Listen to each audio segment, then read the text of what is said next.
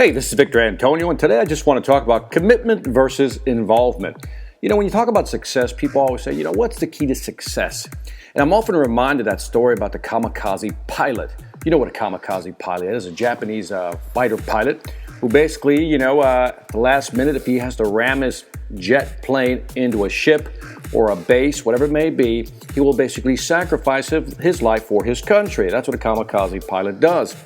So it's interesting how one day a news reporter was interviewing a kamikaze pilot from World War II who basically flew 50 missions. And he asked the kamikaze pilot, says, well, I'm kind of confused. It seems a contradiction that you're a kamikaze pilot, which means you have to give your life for your country no matter what, but yet you've flown 50 missions. I'm confused.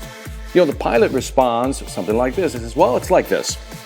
I was very involved, not very committed, but very involved.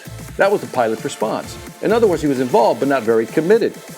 And there's a lesson in there because in order to be successful, you have to be committed. You just can't be involved. Now, what's the difference between being involved and being committed? Well, the next time you're eating breakfast and you have some ham and eggs, just keep in mind that the chicken was involved, but the pig was committed, if you know what I mean. In other words, you got to be in the game. You got to put some skin in the game. You got to be all in. Sometimes people just want to be involved on the periphery and not be committed. They want to keep all their options open. They don't want to decide until the last minute. And sometimes you only do enough just to look like you're committed, but you're really just involved. You only do enough just to get by. These are the people that you often see that the jack of all trades, but the master of none. And sad because in society today, we don't want a generalist. People want specialists. So unless you're committed to something, you'll not be known for anything. So in other words, we have to be committed if we want to be successful. In other words, we have to pick. We have to choose a direction and be very good at that direction. So commitment has several phases. When you think about it, it starts out as an idea, something that just kind of rolls around in your head. And then after a while, you form an opinion about, that issue. So you go from idea to opinion.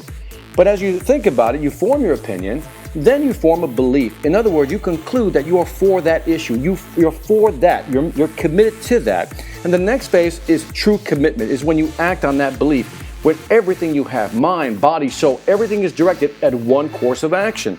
And many people who aren't successful simply aren't committed to a course of action. Again, they're generalists. So for example, if you're working for a company right now and you're in marketing, be committed to being the best marketer in that company if you want to rise up in that corporation.